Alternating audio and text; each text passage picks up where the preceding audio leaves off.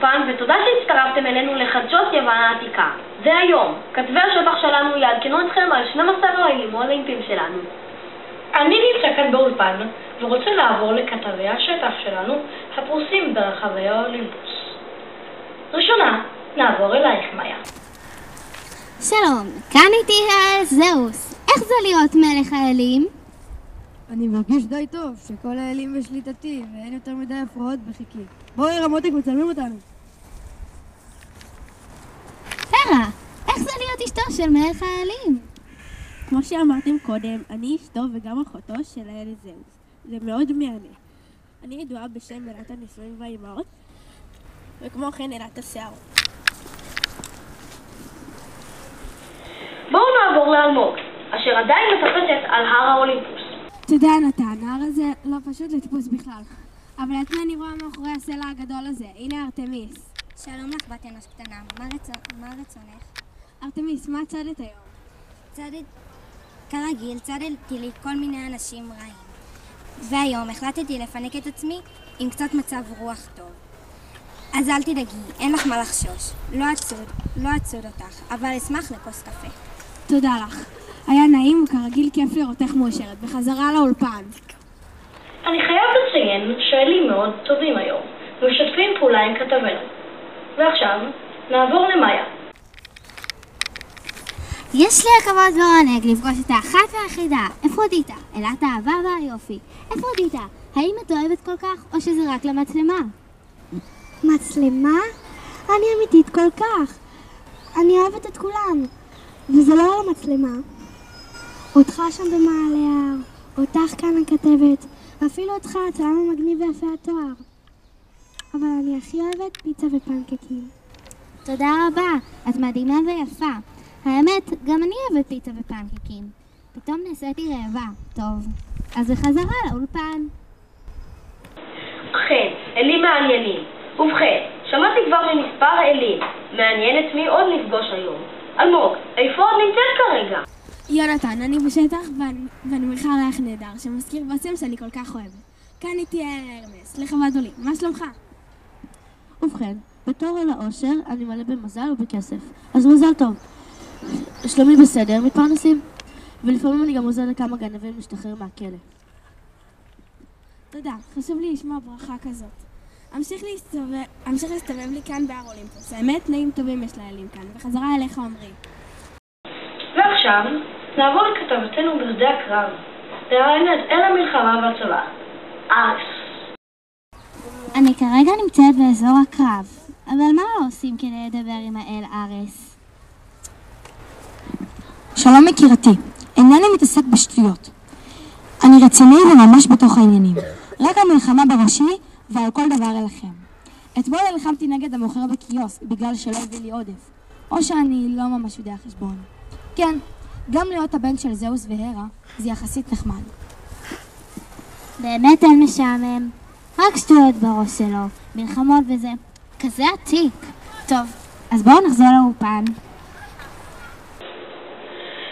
תודה רבה למאיה. בואו נחזור לאלמוג עם פוסידון אל הים, רעידות האדמה והסוסים. ובכן יונתן, אני נמצאת עם אל פוסידון. שלום לך, איך זה להיות אח של מלך האלים? לפי דעתי זה לא כל כך כיף להיות אחיו של זהוס, כי כולם אוהבים אותו מאשר אותי. זה מעצבן כל כך עד שאני עושה רעידות אדמה ביוון. אוקיי, אז הבנתי. אם אני הייתי זהוס, הייתי באמת מקנאה בי. בחזרה אליך עמרי. תודה רבה לך אלמוג, וכעת נעבור למאיה. שלום לך אתנה, אלת החוכמה, הניצחון, האמנות והצדק. במה את עוסקת עכשיו? ואילו פרסים קיבלת לאחרונה? אני זכיתי בשני פרסים, החוכמה והצדק. אני עוסקת בניצחון ובאמנות. רוצה קרב תרנגולים? אני מנצחת אותך בדוק. אני לא בטוחה כל כך. טוב, תודה רבה לך, וברכות על שני הפרסים שקיבלת. עכשיו, בוא נראה על איזה אלים אלמוג תדבר. אז, בחזרה ליונתן. כן, אכן, מעניין באילו פרסים ודברים אתנה עוסקת. בואו נעבור אל אלמוג, שלא ממש יודעת איפה היא נמצאת. שלום לך דמטר, אלת החקלאות והתבואה. לפי מה ששמעתי, בתך נבחה לאשתו של אדס בגלל שהוא חטף אותה. איך זה מרגיש? איך זה מרגיש? זה מרגיש לא נחמד, כי אחרי שהאדס נתן לה את גרעין הרימון, התגעגעה אליו קשות. הסיפור די עצוב, אך מסקרן. האם תוכלי בבקשה להחריב את הסיפור בקצרה? לאחר שהאדס שחרר את ביתי, הוא נתן לה לאכול גרעיני רימון אשר נטעו בגעגועים. אוי, הסיפור נוגע ללב. זה ממש כואב. אוקיי, כדי שאני לא אוסיף את כל האולפן, נעבור למאיה הנפלאה, שכרגע היא אפולו, אחי התאום של ארתמיס. תודה לך עומרי, באמת הסיפור נוגע ללב. כאן איתי אפולו. איך זה מרגיש להיות האח התאום של אלת הציד והירח, ארתמיס?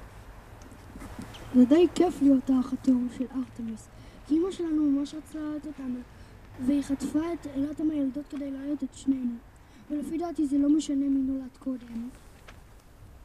אני דווקא תמיד חשבתי שאתם אוהבים מי נולד קודם. טוב, עכשיו אני יודעת שלא. אז בחזרה אליך יונתן. אוקיי, תודה רבה. גם אני חשבתי שאתם אוהבים על זה. בואו נעבור לאלמוג המסכנה, שסוף סוף הגיע לקצה ההר.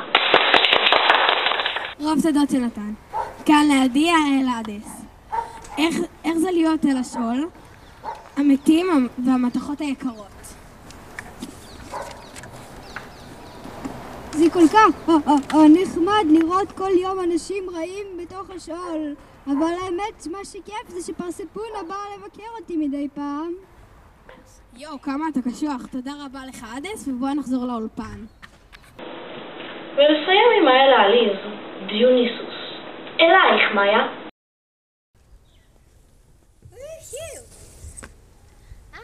והנה הצלחתי לאתר את האל דיוניסוס.